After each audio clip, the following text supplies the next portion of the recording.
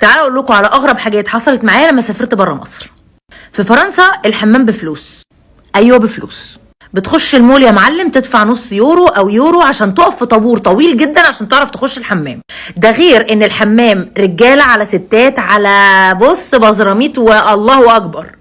في المطاعم والكافيهات الحمام بكود. ايوه زي ما سمعت بكود.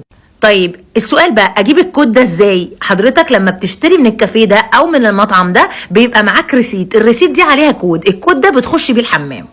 مفيش اي احترام لادميه الانسان بجنيه.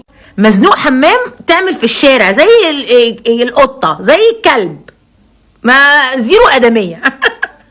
في فرنسا برضو، عشان معلش انا اسفه اتكلمت عن فرنسا كتير، بس من اكتر البلاد اللي كرهتها في حياتي. في فرنسا برضو كنت عايزه اتصور زي اي سايحه معديه، قلت لواحد لو سمحت ممكن تصورني، قال لي لا ومشي وسابني. طبعا في اوروبا الجدير بالذكر ان مفيش شطافات، ودي حاجه بتهالي كلنا بقينا عارفينها خلاص.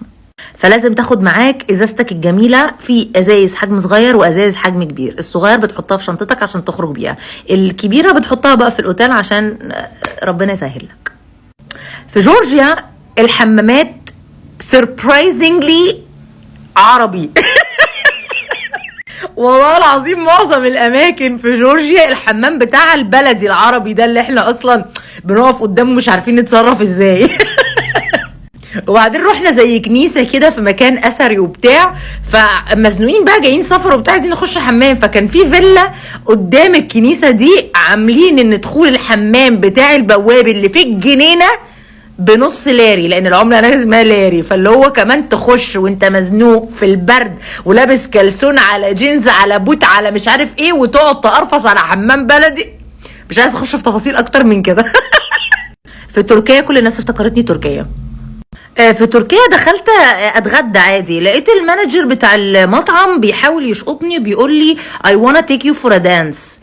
ما بقيتش عارفه اديله بالقلم ولا استنى الاكل لما ينزل، ما بقيتش عارفه اعمل ايه بصراحه، فخدت الكارت قطعته يعني الحمد لله.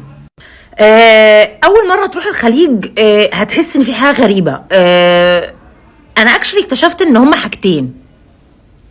الحاجة الأولانية إن مفيش حد ماشي في الشارع خالص، وده نتيجة إنه الحياة هناك غير مهيئة لأن أنت تمشي على رجليك. تاني حاجة إن الشوارع واسعة جدا لدرجة إن كل أنواع العربيات الفشيخة والغير فشيخة مش باينة أصلا، لأن الشوارع كبيرة ومتسفلتة حلوة قوي بتبرق فلة.